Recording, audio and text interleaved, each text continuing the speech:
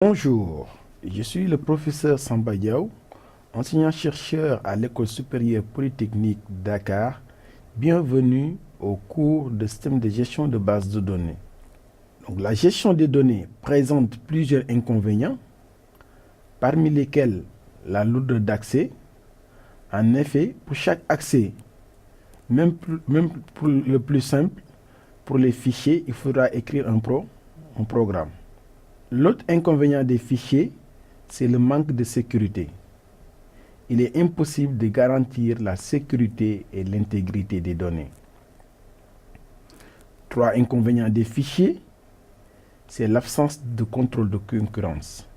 Dans un environnement où plusieurs utilisateurs accèdent aux mêmes données, il est difficile de garantir donc les problèmes de concurrence qui vont se poser inéluctablement.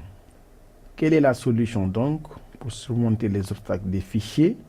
C'est de faire recours à un logiciel de haut niveau appelé SGBD. Un SGBD, système de gestion de base de données, est un logiciel de haut niveau qui permet de manipuler les informations stockées dans une base de données. Exemple de SGBD, nous avons MySQL, Oracle, SQL Server et Access.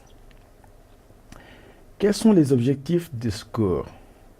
À l'issue du cours, l'étudiant sera capable de faire une représentation statique du système d'information de l'entreprise à travers le modèle entité-association, concevoir un schéma de base de données relationnelle à partir du modèle entité-association, écrire les requêtes d'intégration avec l'algèbre relationnelle, implémenter les schémas d'une base de données relationnelle dans un SGBD et manipuler une base de données en utilisant le langage SQL.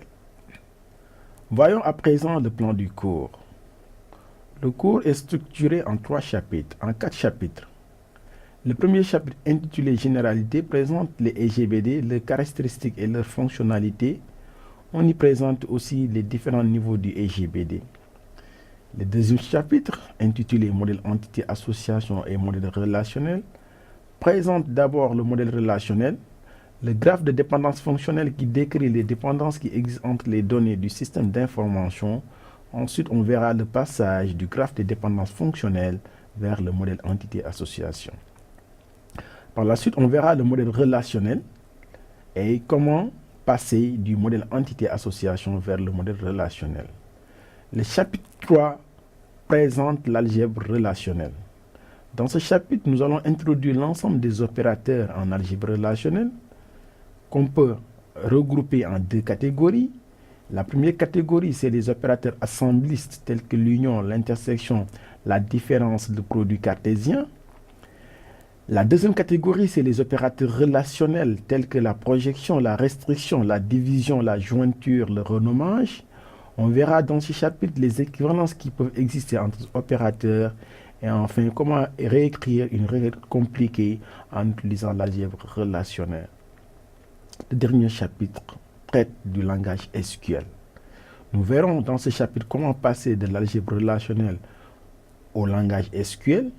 Nous verrons les trois composantes du langage SQL que sont le langage de définition de données qui permet d'élaborer un schéma de base de données, le langage de manipulation des données qui permet donc de mettre à jour ou bien de manipuler les données dans une base de données et enfin le langage de contrôle de données LCD qui permet de donner les accès aux données. Voyons à présent